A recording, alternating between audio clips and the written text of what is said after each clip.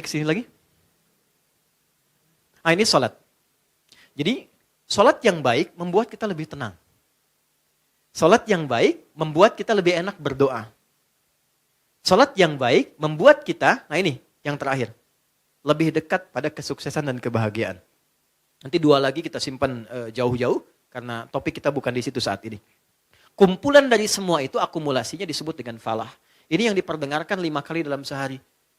Jadi ketika muadzin memperdengarkan hayya 'alas shalah, hayya 'alas shalah, Anda tanya kenapa sih mesti sholat? Itu sebelum bertanya, Allah langsung jawab lewat suara muadzin itu. Hayya 'alal falah. Supaya engkau bahagia. Supaya engkau sukses. Supaya engkau tenang hidupnya. Di kehidupan pribadimu, rumah tanggamu, di kehidupan sosialmu, pekerjaanmu. Teman-teman kalau mau cek, keluarkan semua ayat Quran tentang sholat. Semua problemnya tuntas di atas hamparan sajadah. Ya, teman-teman yang perempuan pernah dengar Nabi Yakub gak? Masalahnya dengan anak kan? 12 anak, kasus Yusuf kan? Itu ditumpahkannya di mana? Lihat Quran surah 12 ayat 86 itu. Di atas sajadah. Innama ashku bathi wa huzni ilallah. Aku tuh kalau punya masalah sedikit pun, yang aku tumpahkan, curhatnya, share-nya, tumpahkan di atas sajadahku, kata Nabi Yakub alaihissalam. Jadi begitu ditumpahkan, minimal ketenangan ada, walaupun solusi belum datang. Gak percaya silakan ya, punya proyek misalnya kan, belum jadi nih. Ada tantangan, ada problem. Bawa lewat sholat, tumpahkan di atas sajadah. Begitu keluar air mata, ketenangan tiba. Ini tenang itu mahal, walaupun proyeknya belum tuntas, tapi ketenangan ada. Nah dengan tenang itu ada kejernihan berpikir, kadang-kadang muncul ide baru dengan proyek yang baru yang menutup apa yang telah kita resapi sebelumnya. Di rumah tangga juga begitu.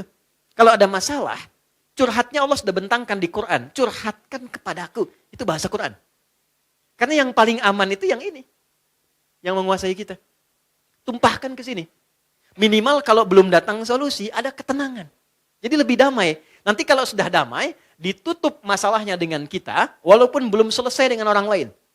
Tapi kita sudah tenang. Jadi kalau muncul masalah baru, sudah ada perisainya. Sudah tenang, sudah enak, sudah damai. Nanti solusi pelan-pelan akan dituntun. Jelas? Halo, kenapa sedih begini? Naik ya? Ini poinnya. Nah pertanyaannya adalah, apakah semua orang yang sholat sudah mendapatkan poin ini?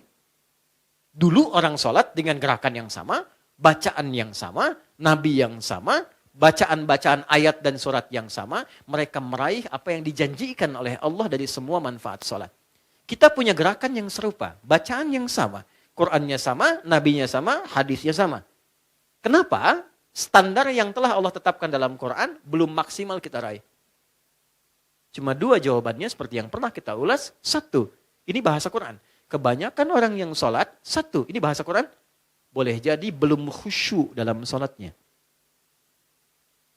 Kedua, boleh jadi sebagian dari orang yang sholat itu, ini poinnya, tidak paham, tidak mengerti apa yang dibaca dan dilakukan dalam sholatnya. Jadi hanya formalitas secara fikih saja. Fikih itu gini, fikih itu menggugurkan kewajiban. Jadi tidak ada tuntutan mesti paham dalam sholat. Kalau kita bacakan benar secara rukun, benar kemudian secara panduan, awal sampai akhir, keguguran dari kewajiban selesai. Artinya kewajiban selesai ditunaikan. Nggak ada dosa. Tapi kalau kita paham, kenapa mesti takbir? Kenapa kakinya begini?